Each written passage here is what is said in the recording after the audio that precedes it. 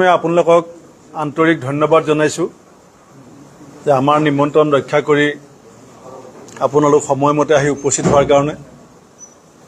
লগতে মই ধন্যবাদ দিছোঁ আমাৰ নগাঁৱৰ মাননীয় সাংসদ আমাৰ দলৰ জ্যেষ্ঠ নেতা শ্ৰীযুত প্ৰদ্যুৎ বৰদলৈ ডাঙৰীয়াক এই সাংবাদিক মেলখনত থাকিবৰ কাৰণে তেখেতকো মই নিমন্ত্ৰণ কৰিছিলোঁ। আৰু আমাৰ APCC কোষাধ্যক্ষ ডক্টৰ হেমহৰি পেগু, আমাৰ প্ৰশাসনিক সাধাৰণ সম্পাদক ৰামান্না বৰুৱা ডাঙৰীয়াক। বন্ধুসকল, মই থোৰতে অকণমান ক'ম, আমাৰ সাংসদ বৰদলৈ ডাঙৰীয়াই গোটেই কথাখিনি বিতংভাৱে ব্যাখ্যা কৰিব। যোৱা লখিমপুৰৰ যি কেবিনেট বৈঠক হৈছিলে, সেই কেবিনেট বৈঠকত হিমন্ত বিশ্ব শৰ্মা ডাঙৰীয়াই অসমৰ সংবাদ মাধ্যমৰ জৰিয়তে আমাক জানিবলৈ দিছে যে 2019 চনত গঠিত হোৱা বিপ্লৱ শৰ্মা ডাঙৰীয়া, জাষ্টিছ বিপ্লৱ শৰ্মা ডাঙৰীয়াৰ কমিটিৰ যি প্ৰতিবেদন, সেইখন 2020 চনৰ ফেব্ৰুৱাৰী মাহত চৰকাৰৰ হাতত দাখিল কৰা হৈছিলে। 20 চনৰ ফেব্ৰুৱাৰী মাহত দাখিল কৰাৰ পাছত দীঘলীয়া সময় বিজেপি চৰকাৰে সেইখন ধোঁৱাচাঙত থৈ দিলে। আৰু এতিয়া যেতিয়া চাৰিওফালে বিভিন্ন ধৰণৰ ৰাজনৈতিক হেঁচা, আমি কংগ্ৰেছ দলে অহৰ্নিশে কৈ আহিছিলোঁ যে প্ৰতিবেদনখনৰ ওপৰত আলোচনা হ'ব লাগে, বিভিন্ন জাতীয় সংগঠনে কৈ আহিছিলে, আলফাই কৈ আছিলে, আৰু এতিয়া ৰাজনৈতিক হেঁচা আৰু অন্যহাতেদি পৰিয়ালৰ ব্যাপক দুৰ্নীতিৰ কথাটো যিধৰণে অসমত শিপাবলৈ আৰম্ভ কৰিছে, তেনেকুৱা এটা পৰিস্থিতিত হঠাৎ 4 বছৰৰ মূৰত বিপ্লৱ শৰ্মা ডাঙৰীয়াৰ প্ৰতিবেদনৰ 57টা দফা তেখেতসকলে অনুমোদন জনাইছোঁ বুলি ঘোষণা কৰিছে। এতিয়ালৈকে আমি গম নাপাওঁ যে কোন 10টা দফা বাদ দিয়া হৈছে। আৰু এইটো আমি সকলোৱে জানো যে বিপ্লৱ শৰ্মা ডাঙৰীয়াৰ কমিটিখন কেন্দ্ৰীয় চৰকাৰে বনাই দিছিলে। আৰু এই ক্ষেত্ৰত যেতিয়ালৈকে কেন্দ্ৰীয় চৰকাৰে দায়িত্ব সহকাৰে, গুৰুত্ব সহকাৰে কেবিনেটত বিষয়টো আলোচনা নকৰি কাৰ্যকৰী ব্যৱস্থাৰ ক্ষেত্ৰত আগভাগ নলয়, তেতিয়ালৈকে অসম কেবিনেটে কি কৰিছে সেই কথাটোৰ পৰা অসমৰ কিবা লাভ হ'ব বুলি আমি বিবেচনা নকৰোঁ। লগতে আমি এইটো কথা নিশ্চয় ক'ব লাগিব যে কা আৰু অসম চুক্তিৰ 6 নং দফা পৰস্পৰ বিৰোধী। কাৰণ 6 নং দফাই আমাৰ খিলঞ্জীয়াৰ সামাজিক সাংস্কৃতিক সুৰক্ষাৰ কথা কোৱা হৈছে, ভূমি অধিকাৰৰ কথা কোৱা হৈছে, 80% পৰা 100%লৈকে জব ৰিজাৰ্ভেশ্যনৰ কথা কোৱা হৈছে। গতিকে এই কথাবিলাকৰ ক্ষেত্ৰত কাখন এটা সাংঘাতিক প্ৰত্যাহ্বান। কিন্তু মুখ্যমন্ত্ৰী ডাঙৰীয়া সেই কথাটো ব্যাখ্যা কৰাৰ পৰা বিৰত আছে। আৰু কালি হঠাৎ ডিব্ৰুগড়ত কৈ দিলে যে আমাৰ আহোমসকলে, মটকসকলে, মৰাণসকলে, কোচসকলে, চুতীয়াসকলে, চাহ জনগোষ্ঠীসকলে দীঘলীয়া সময় 6 জনগোষ্ঠী বিচাৰি দাবী জনাই পেলাই এক গণতান্ত্ৰিক আন্দোলন দীঘলীয়া সময় ধৰি কৰি আহিছে। আমাৰ যেতিয়া চৰকাৰ আছিলে, বৰদলৈ ডাঙৰীয়া আমাৰ চৰকাৰৰ গুৰুত্বপূৰ্ণ কেবিনেট মন্ত্ৰী আছিলে, সেই সময়ত আমি সেই সময়ৰ অধ্যক্ষ, বিধানসভাৰ অধ্যক্ষ প্ৰণৱ গগৈ ডাঙৰীয়াৰ নেতৃত্বত ময়ে প্ৰস্তাৱ দিছিলোঁ বিধানসভাত। আমি দিল্লীত গৈ পেলাই এই 6 জনগোষ্ঠীৰ জনজাতিকৰণৰ ক্ষেত্ৰত অসম বিধানসভাৰ সৰ্বদলীয় প্ৰতিনিধি দলে বিধানসভাৰ তেতিয়াৰ অধ্যক্ষ প্ৰণৱ গগৈ ডাঙৰীয়াৰ নেতৃত্বত কেন্দ্ৰীয় গৃহমন্ত্ৰী ৰাজনাথ সিং ডাঙৰীয়া, সেই সময়ৰ জনজাতি এফেয়াৰ্ছ মিনিষ্টাৰ জুৱেল ওৰাম ডাঙৰীয়াক আমি লগ ধৰিছিলোঁ। কিন্তু কালি মুখ্যমন্ত্ৰী ডাঙৰীয়াই ক'লে যে কংগ্ৰেছৰ ভুলৰ কাৰণে এই কথাবিলাক আগবঢ়া নাই। সেই সময়ত যি সময়ত এই প্ৰস্তাৱটো বিধানসভাত আহিছিলে, সেই সময়ত হিমন্ত বিশ্ব শৰ্মা ডাঙৰীয়াও কেবিনেট মন্ত্ৰী আছিলে, প্ৰদ্যুৎ বৰদলৈ ডাঙৰীয়াও কেবিনেট মন্ত্ৰী আছিলে। সেইকাৰণে এই বিষয়টোত মই বৰদলৈ ডাঙৰীয়াক বক্তব্য ৰাখিবৰ কাৰণে অনুৰোধ কৰিছোঁ। ধন্যবাদ সভাপতি ডাঙৰীয়া। আমাৰ সভাপতি ডাঙৰীয়াৰ বক্তব্যৰ ওপৰত সামঞ্জস্য ৰাখি মই এটা বিষয়ে কম, আমি সকলোৱে বৰ কৌতুকৰে সৈতে, বিশেষকৈ যিসকল কংগ্ৰেছ দলৰ চৰকাৰৰ অংশীদাৰ আছিলে, আমি একেলগে মন্ত্ৰীসভাত আছিলোঁ। আমাৰ বৰ্তমানৰ অসমৰ মুখ্যমন্ত্ৰী হিমন্ত শৰ্মা ডাঙৰীয়াও তেতিয়া মন্ত্ৰী আছিলে, মোৰ সতীৰ্থ আছিলে। আমি সকলোৱে অসমৰ হিমন্ত বিশ্ব শৰ্মাৰ চল চাতুৰি কূট কৌশলৰ কথা জানো। হঠাতে কথাৰ পাত লগাই পেলাই তেওঁ বিভিন্ন ধৰণৰ অইন পক্ষক দোষাৰোপ আৰোপ কৰে। কৌতুকেৰে সৈতে আমি লক্ষ্য কৰিছোঁ এইকাৰণে, যোৱাকালি তেওঁ আপোনালোকৰ আগতে ডিব্ৰুগড়তে ক'লে যে 6 জনগোষ্ঠীৰ জনজাতীয়কৰণ হোৱা নাই বোলে কংগ্ৰেছ দলৰ কাৰণে, আৰু তেওঁ ক'লে যে কংগ্ৰেছ দলে এনেধৰণে প্ৰস্তাৱ লৈছিলে, সেইকাৰণে আউন লাগি আছে। মই সেই সময়ত প্ৰয়াত তৰুণ গগৈদেৱৰ চৰকাৰৰ কাৰ্যকালত মই এজন কেবিনেট মিনিষ্টাৰ আছিলোঁ, আৰু তেতিয়া আমাৰ অসমৰ বৰ্তমানৰ মুখ্যমন্ত্ৰী ডক্টৰ শৰ্মা ডাঙৰীয়াও আছিলে, মোৰ লগতে সতীৰ্থ। মই তেখেতক মনত পেলাই দিব খুজিছোঁ যে হয়, কংগ্ৰেছ দলে বৰ স্পষ্টভাৱে, কংগ্ৰেছ দলৰ চৰকাৰে এটা স্পষ্টভাৱে বৰ এটা সিদ্ধান্ত লৈছিলে। সেই দিনটো এতিয়াও মোৰ মনত আছে, 9 ডিচেম্বৰ 2013, আৰু তেতিয়া আমাৰ শৰ্মা ডাঙৰীয়াও মন্ত্ৰী আছিলে। অৱশ্যে তেতিয়া তেওঁ আমাৰ তৰুণ গগৈদেউক পিছফালৰ পৰা ডেগাৰ মৰাৰ যিটো বগৰাই পেলাই নিজে মুখ্যমন্ত্ৰী হোৱাৰ কুচকাৱাজ ইতিমধ্যে আৰম্ভ কৰি দিছিলে তেতিয়া 2013 চনৰ সেই সময়তে। যিয়েই নহওক লাগিলে, কংগ্ৰেছ দলে সেই সময়ত অতি স্পষ্টভাৱে সিদ্ধান্ত লৈছিলে, আৰু কেন্দ্ৰীয় চৰকাৰক অনুৰোধ কৰাৰ সিদ্ধান্ত ল'লে। সেইটো হ'ল যে অসমত যিসকল জনজাতি বুলি সাব্যস্ত হোৱা যিসকল লোক আছে, আমাৰ বেলেগ বেলেগ আমাৰ জনগোষ্ঠী আছে, কাৰ্বি, বড়ো, তিৱা বা সকলো যিবিলাক আছে অসমৰ গোটেই মিচিং, সকলো যিসকল আছে, সেইসকলৰ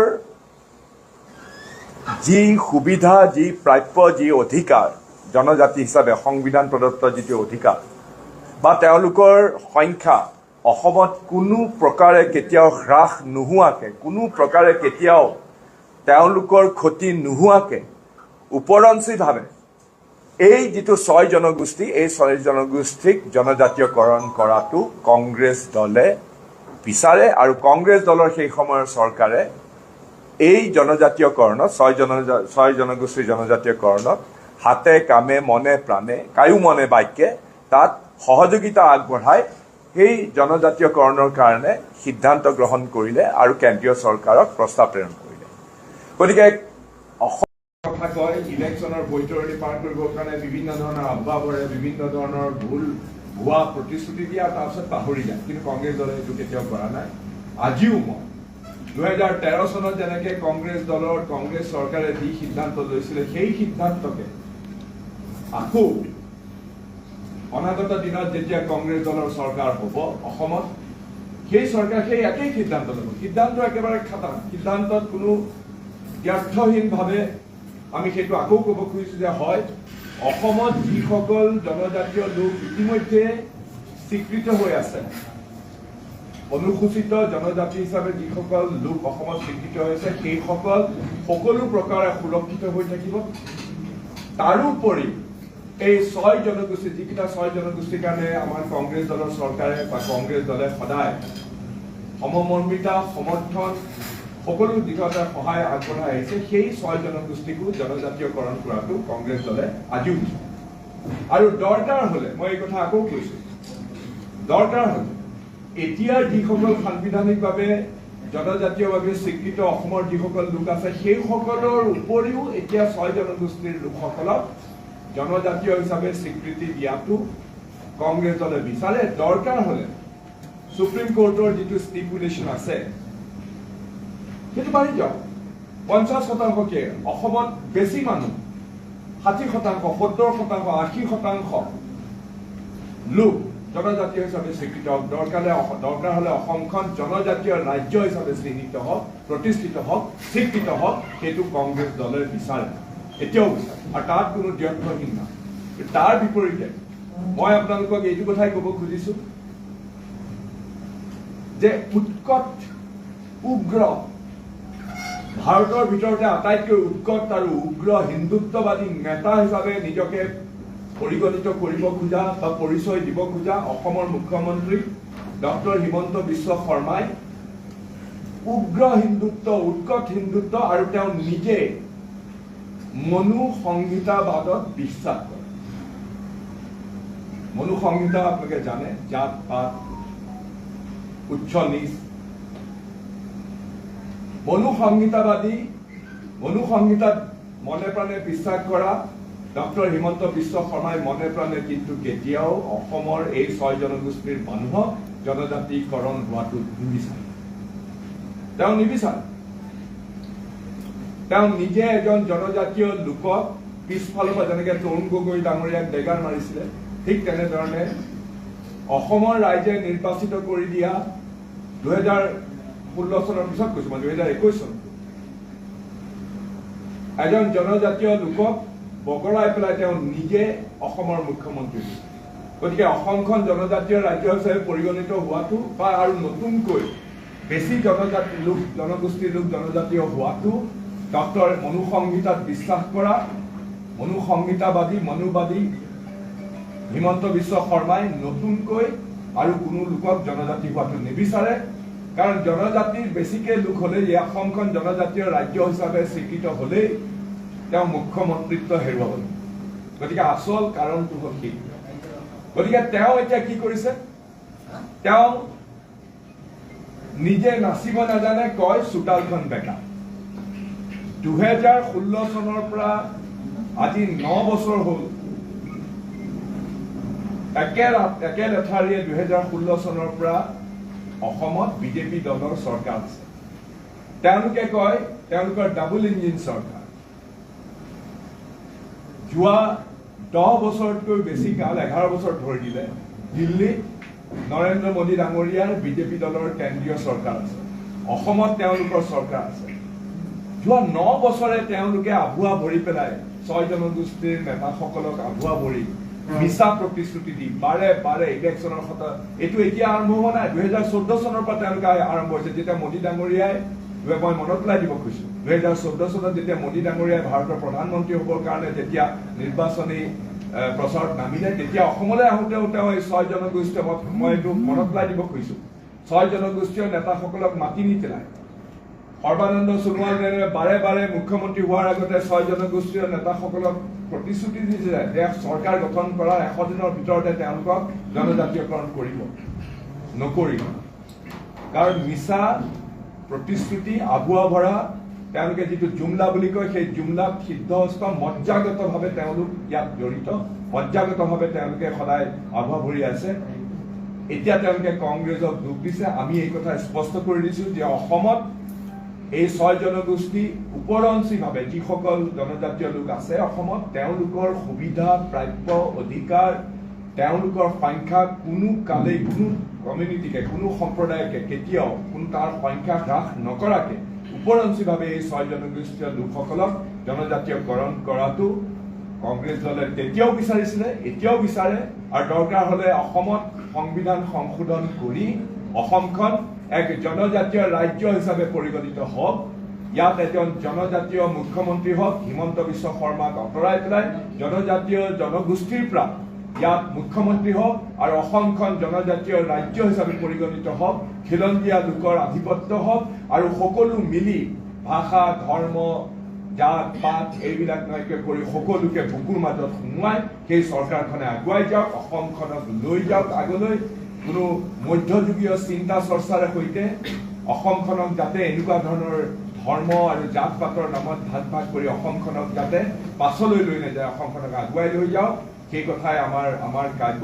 আৰু সেই কথা মই স্পষ্ট কৰি দিছো। গতিকে হিমন্ত বিশ্ব শৰ্মাই যি কথা কৈছে এয়া সম্পূৰ্ণভাৱে অমূলক, সম্পূৰ্ণৰূপে ভিত্তিহীন, প্ৰৰোচনামূলক, আৰু সেই গোটেই তেওঁৰ ভাষ্য কংগ্ৰেছ দলৰ ফালৰ পৰা আমি তেওঁৰ ভাষ্য সম্পূৰ্ণৰূপে প্ৰত্যাখ্যান। এয়াই আমাৰ ক'ব। ধন্যবাদ। স্যাৰ, লগতে মুখ্যমন্ত্ৰীয়ে কালি এটা কথা কৈছে যে আমি ইতিমধ্যে পূৰ্বৰে পৰা যিসকলে জনজাতিক মৰ্যাদা পাই আছে তেওঁলোকৰ লগত কথা পাতোতে তেওঁলোকে কৈছে যে নতুনকে 6 জনগোষ্ঠীক যদি দিয়া যায় তেতিয়াহ'লে আমি ক্ষতিগ্ৰস্ত। মুখ্যমন্ত্ৰীয়ে সেই কথাটো কৈ পেলাই কথাটো কৈছে যে এতিয়া আমি সেইকাৰণে তেওঁলোকক দিয়াত মানে জটিলতা আহি পৰিছে। আমি সেইটো স্পষ্ট কৰি দিছোঁ আৰু সেই সময়ত কংগ্ৰেছে এতিয়া কথা নহয়, এইটো মই নতুনকৈ তেওঁহে কিবা কথা নতুনকৈ আৱিষ্কাৰ কৰি কৰিছে, আমি আৱিষ্কাৰ কৰি পোৱা নাই। সেই সময়তো আমি কৈছোঁ যে বৰ্তমানৰ জনজাতীয় লোক হিচাপে যিসকল অসমৰ ভূমিপুত্ৰ, যিসকল অসমৰ খিলঞ্জীয়া লোক জনজাতি হিচাপে স্বীকৃত হৈ আহিছে সাংবিধানিকভাৱে, সেই লোকসকলক কোনো প্ৰকাৰে ক্ষতি কৰা কাম আমি নিবিচাৰোঁ। তেওঁলোকৰ, মই আগেয়ে কৈছোঁ, তেওঁলোকৰ ক্ষমতা, তেওঁলোকৰ প্ৰাপ্য, তেওঁলোকৰ অধিকাৰ, তেওঁলোকৰ সুবিধা সকলো অক্ষুণ্ণ ৰখাৰ পিছতহে এই 6 জনগোষ্ঠীক আমি জনজাতীয়কৰণ বিচাৰিছোঁ আৰু সামগ্ৰিকভাৱে অসম এক জনজাতীয় ৰাজ্য হিচাপে স্বীকৃত হোৱাটো অসমৰ বাবে শুভ লক্ষণ। সেইখিনি কথা আমি হ'বনে? ট্ৰেডিঙৰ বিষয়ে ক'ব নেকি? এই যিটো প্ৰসংগ চলি অনলাইন আছে ট্ৰেডিং ডিব্ৰুগড়ত নহয় আমাৰ সভাপতিয়ে ইতিমধ্যে তেওঁৰ বক্তব্য কৈছে। এইটো হঠাতে চাৰিওফালে মাছৰ উজান কৰা দি চাৰিওফালে দেখিছোঁ ট্ৰেডিং। আগতে আমি গমেই পোৱা নাছিলোঁ অসমত এনেকুৱা ধৰণৰ ট্ৰেডিং হয় বুলি। এতিয়া এটা কথাও ঠিক যে এইকেইদিন আপোনালোকৰ টিভি চাবই নোৱাৰে, মুখ্যমন্ত্ৰীৰ পৰিয়ালৰ যে গোপ ৰাখে যে চাৰিওফালে গিলিছে, চাৰিওফালে মাটি সম্পত্তি ধন সম্পদ, সেইটো ৰাইজে মাজুলীৰ সেই মাটিৰ পৰা গম পাবলৈ আৰম্ভ কৰিছিলেহে।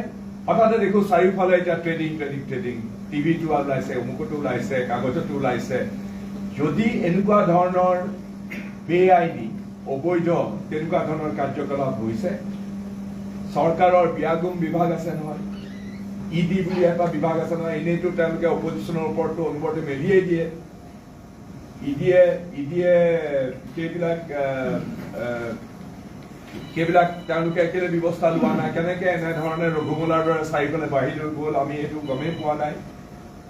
কিন্তু ট্ৰেডিঙৰ যিবিলাক যদি অবৈধ কাৰবাৰ হৈছে, বেআইনী হৈছে, চৰকাৰে ব্যৱস্থা লওক। মানুহৰ ধন সম্পত্তি কোনোবাই যদি এনেকৈ কুক্ষিগত কৰিছে তাক বিচাৰি উলিয়াই মানুহক বিদায় দিয়াৰ ব্যৱস্থা কৰক। কিন্তু লগতে আমি চৰকাৰক, আমাৰ দলৰ ফালৰ পৰা আঙুলিয়াই দিছে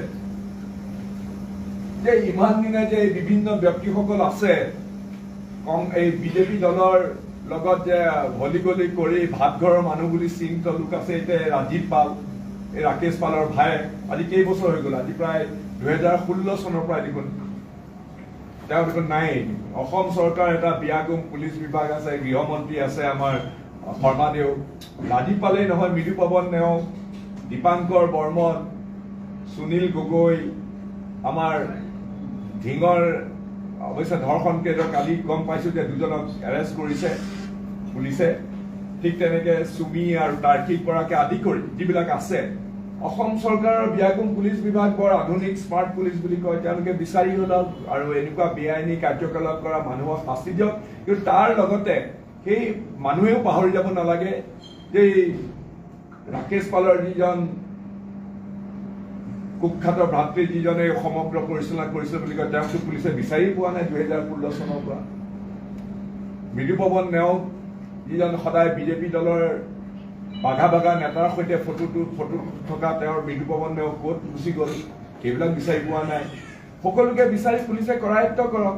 কিন্তু তাৰ লগে লগে কংগ্ৰেছ দলে, মুখ্যমন্ত্ৰীৰ পৰিয়ালে যে হঠাতে বিয়াগুম ভাৱে চাৰিওফালে যে দুৰ্নীতি কৰিছে, অসমত যে এটা সমান্তৰালভাৱে এটা অবৈধ অৰ্থনীতি, ডক্টৰ হিমন্ত বিশ্ব শৰ্মাই অবৈধ অৰ্থনীতি, যিটো অবৈধ অৰ্থনীতি অৰ্থ ব্যৱস্থাৰ যোগেদি তেওঁলোকে দৈনিক কোটি কোটি টকা অবৈধভাৱে সংগ্ৰহ কৰাৰ যি টকা তেওঁলোকে অবৈধ ৰাজনৈতিক আৰু বিভিন্ন কামত ব্যৱহাৰ কৰে, সেইবিলাকৰ তদন্ত হোৱাটো বিচাৰিছোঁ। আমাৰ সভাপতিয়ে এইটো স্পষ্টভাৱে কৈছে যে কংগ্ৰেছ দলৰ চৰকাৰ 2026 হোৱাৰ লগে লগে আমি এই সমান্তৰাল অৰ্থনীতি গঢ়ি তোলা যিসকল নেতা আছে, যিসকল বুঢ়াপতা চৰকাৰী বিষয়াকে আদি কৰি পুলিচ, ফৰেষ্ট বিভাগ আদি কৰি ৰাজনৈতিক নেতাকে আদি কৰি সেইবিলাকৰ পুলিয়ে পোখালিয়ে কংগ্ৰেছ দলৰ চৰকাৰ হ'লে আমি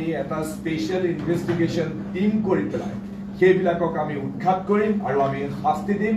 আৰু আচলতে এই সমান্তৰাল অৰ্থনীতি পৰ্দাৰ আঁৰত থাকি পেলাই কোন ৰাজনৈতিক দলৰ তত্বাৱধানত এইবিলাক দৈনিক কোটি কোটি টকা তেওঁলোকে সংগ্ৰহ কৰি আছে, বেলেগ বেলেগ ধৰণৰ চিণ্ডিকেট, বেলেগ বেলেগ ধৰণে ভুৱা চালান, চালান তেওঁলোকে দিয়ে, কোল ইণ্ডিয়াৰ চালান ইয়াৰ পৰা তেওঁলোকে অনলাইন কৰে, ট্ৰাকখনে অবৈধভাৱে 1.5 লাখ টকা ইয়াত পেমেণ্ট কৰে লিডু থানাত, কোনোবা সুনীল গুৰু, কোনোবা কাৰোবাৰ ব্যক্তি গোবিন্দ ছেত্ৰী এইবিলাকক পেমেণ্ট কৰে মাৰ্ঘেৰিটাত, লগে লগে তেওঁলোকে এখন ইলেক্ট্ৰনিক চালান এখন তৈয়াৰ কৰে, সেইখন চালান লৈ ট্ৰাকখন গৈ পেলাই গুৱাহাটীত কয়লা নোহোৱাৰ 24 ঘণ্টাৰ ভিতৰতে সেইখন বাতিল কৰি দিয়ে, অনলাইনৰ পৰা সেইখন গায়ব হৈ যায়। মই উদাহৰণ এটা দিছোঁ। এনেকুৱা ধৰণৰ অসংখ্য অবৈধ কাৰ্যকলাপৰ সৈতে চাৰিওফালে তেওঁলোকে কয়লাৰ এটা উদাহৰণে দিছোঁ, ক'ত চিণ্ডিকেট হোৱা নাই। আৰু এটা কিহৰ কেনেকে হ'বলৈ পাইছে? হিমন্ত বিশ্ব শৰ্মাৰ প্ৰত্যক্ষ তত্বাৱধানত তেওঁৰ সোঁৱে বায়ে থকা মন্ত্ৰীসভাৰ সদস্য কেইজনমানৰ তত্বাৱধানত এই ধৰণৰ অবৈধ কাৰ্যকলাপ প্ৰত্যেকটো ক্ষেত্ৰতে ক'ত হোৱা নাই চিণ্ডিকেট?